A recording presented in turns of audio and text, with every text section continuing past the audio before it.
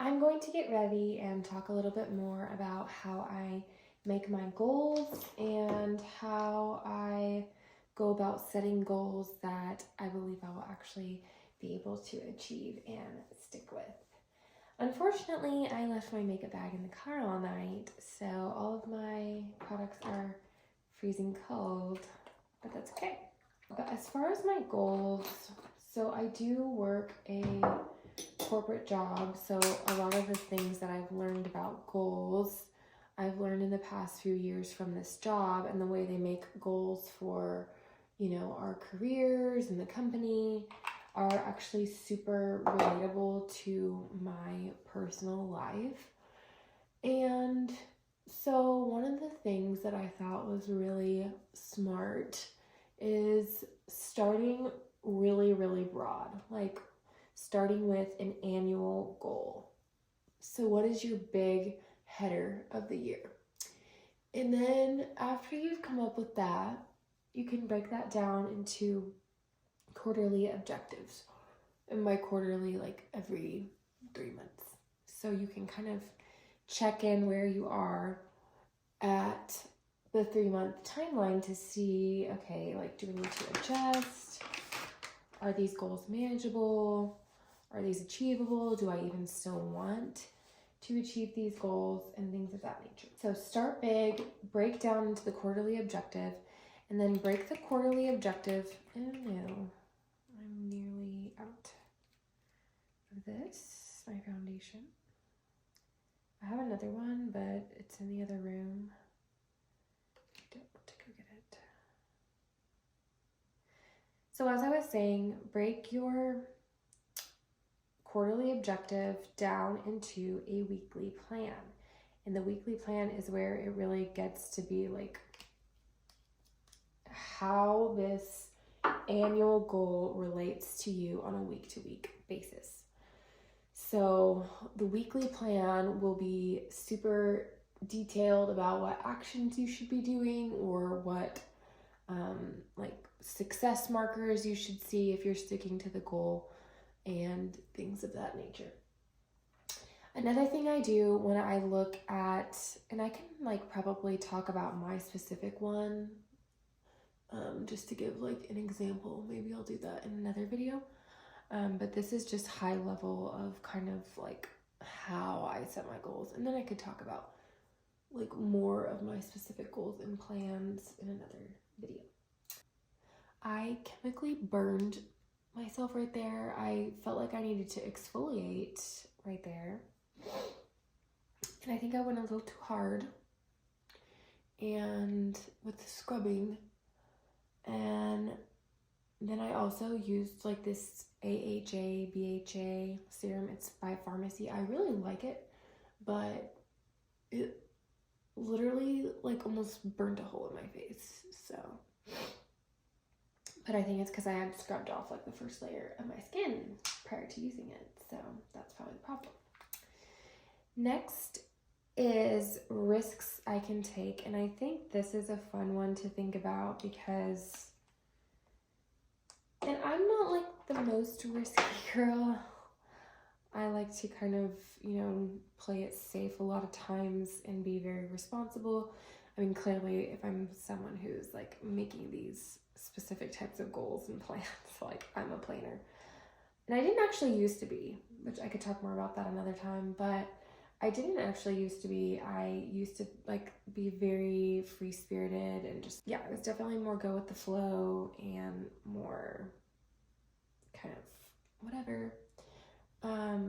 And then I realized like true freedom comes from discipline, and I didn't have a lot of discipline in my life.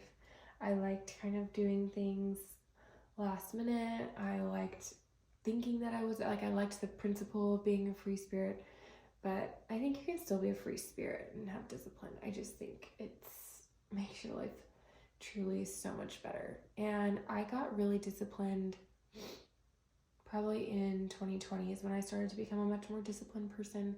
I went through a lot of like very difficult things that year, and separate from 2020, the difficult stuff everybody else was going through with COVID. Like the stuff I was going through in my life, I didn't even know COVID was happening, honestly. I was like so caught up with my other junk. But that is the year that I like found stability through having discipline, and then I realized like it was just truly a better way to live and benefited me more than having this like free spirit mentality, which really didn't keep me free because not planning would often get me in like kind of a trap or something, like kind of cornered and stuck doing things last minute or taking more time to do something because I didn't do it ahead of time. Things like that, things of that nature. And when I plan, I actually have more time, more freedom to do the things that I want to do, more money for the things that I want to spend money on. And just, there's so much there, but yeah. So if, you're not someone who naturally sets goals, neither was I. And you can definitely learn to be. I'm not like naturally the most type A girly, but I wanted to change some things in my life. And so you definitely can if you want to. My word for last year was uncommon disciplines. And not word, but like my principle of the year that I was like thinking about and kind of relating all of my new habits to, I don't know, my concept for this year is I don't pressure myself to have it by January 1st. I just kind of get it whenever I get it, and I'll pray about it and think about it, and then once it clicks, it really clicks, and like everything kind of starts to fall into line for the year. So I'll probably do a recap on like what it looks like to like look back on your goals on the last year and like see how you've done. I'll do that maybe in another video too. So anyways, risks I can take.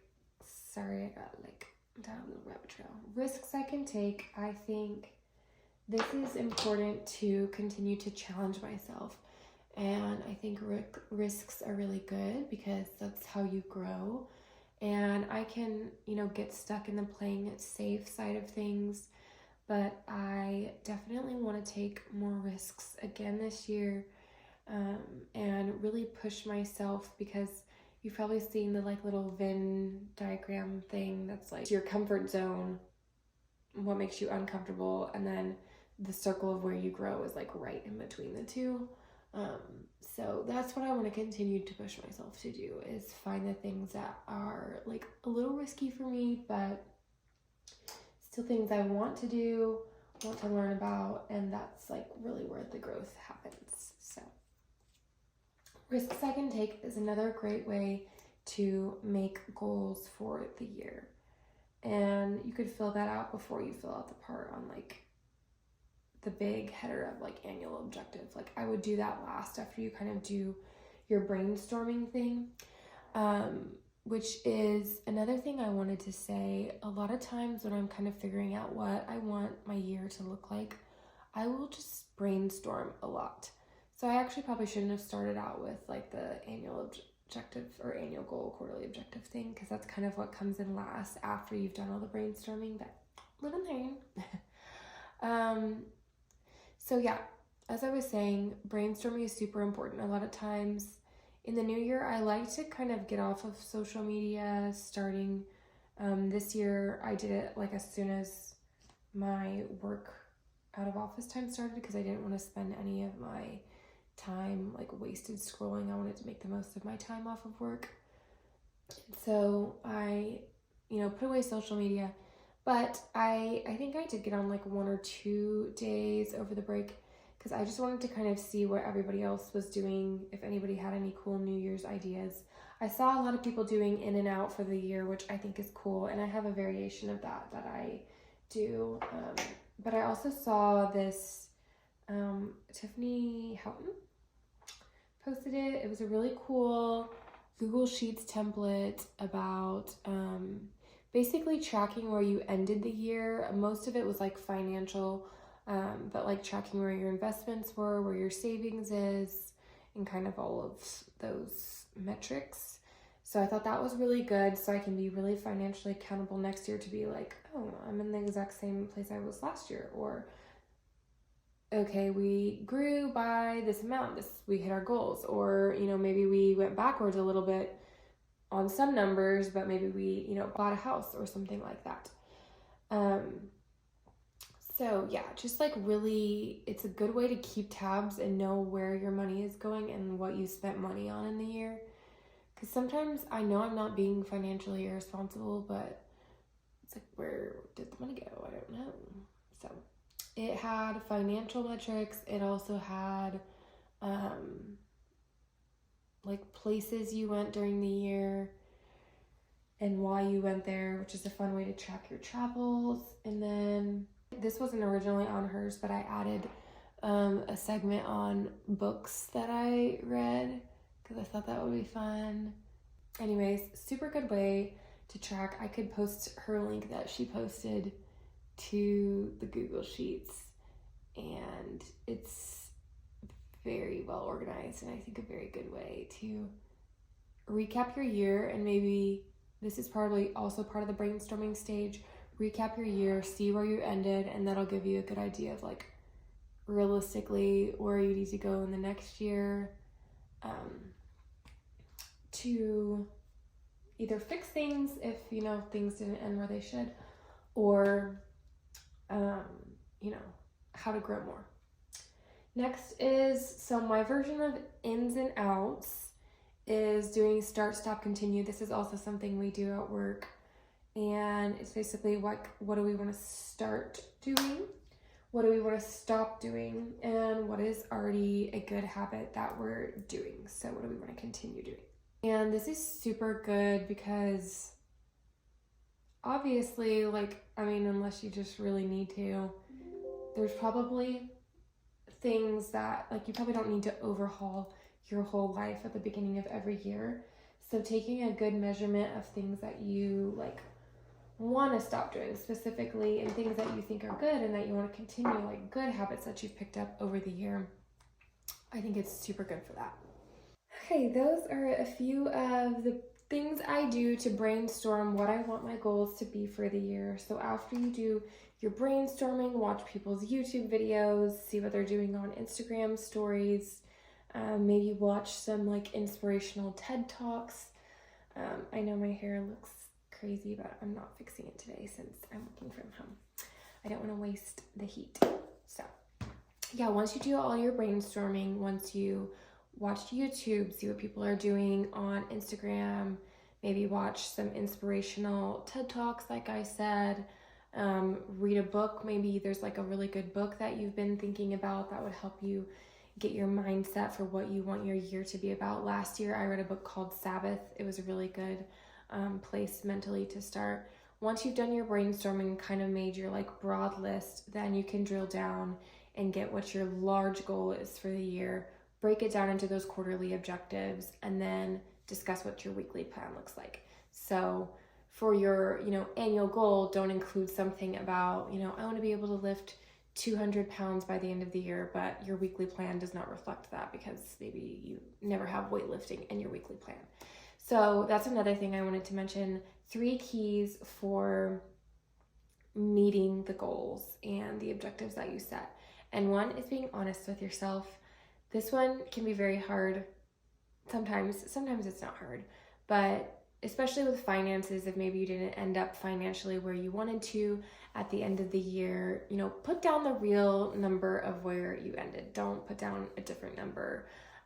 Just be honest with yourself. It's the only way to truly grow, and be honest with your capabilities too. I typically work, a 8 to 4, 9 to 5 type job in the office, and with that type of job, there's a lot of things that I can't do with that lifestyle. So I have to be realistic with the amount of time that I actually have in the week, make realistic plans with that amount of time, and then go from there. I can expect myself to be able to achieve the same amount as someone who maybe works from home or works part-time or something of that nature.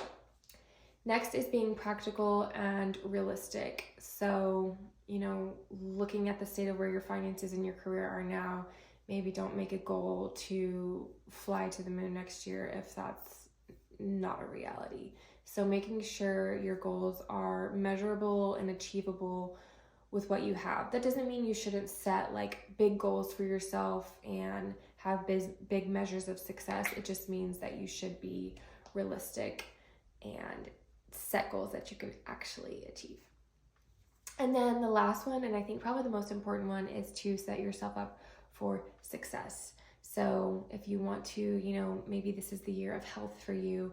If you want to become, a healthy girl this year and be thriving, set yourself up for success and don't be buying, the Twix bars and the Skittles. Like, put those things aside. Don't even put them in your cart. Don't set yourself up for failure. Set yourself up for success. Change what you're putting in your grocery cart. Or if you want to, go to the gym every day before work, start your alarm clock now, waking up earlier so that when it's time to wake up at 6 o'clock to go to the gym, you're not pushing snooze and then sleeping until 7 and missing your gym time. So little things that you can do to set yourself up for success are super duper important. And yeah, I think that's all. I love making goals at the beginning of the year. I know a lot of people say, I've read Atomic Habits and a few other books. You shouldn't necessarily make goals. You should create habits. So whatever word that you want to use, I know a lot of people used to use New Year's resolutions, and that's kind of out. Now it's in and out. But it all kind of is referring to the same thing. And ultimately, it's bettering your life and improving your lifestyle. So whatever phrase you want to use for that, I love creating those changes in my life, and the new year is the perfect time to do it, although you can do it at any time. If this video, for some reason, someone watches it in September, it is still the perfect time, and I am very free with myself about that. Like, if I see a new habit I want to start in myself, and it's, maybe the beginning of December, I don't tell myself, oh, I'll just start that in January. I start then and there, but it's just nice to kind of have like a spring cleaning of your life in January and do a little reset, and it's also very motivating. So ride the wave of motivation too, because a lot of other people are, doing things starting off the new year. So it's nice to kind of have some strength in numbers of people doing it alongside with you. Thanks for watching. Like and subscribe if you did like it.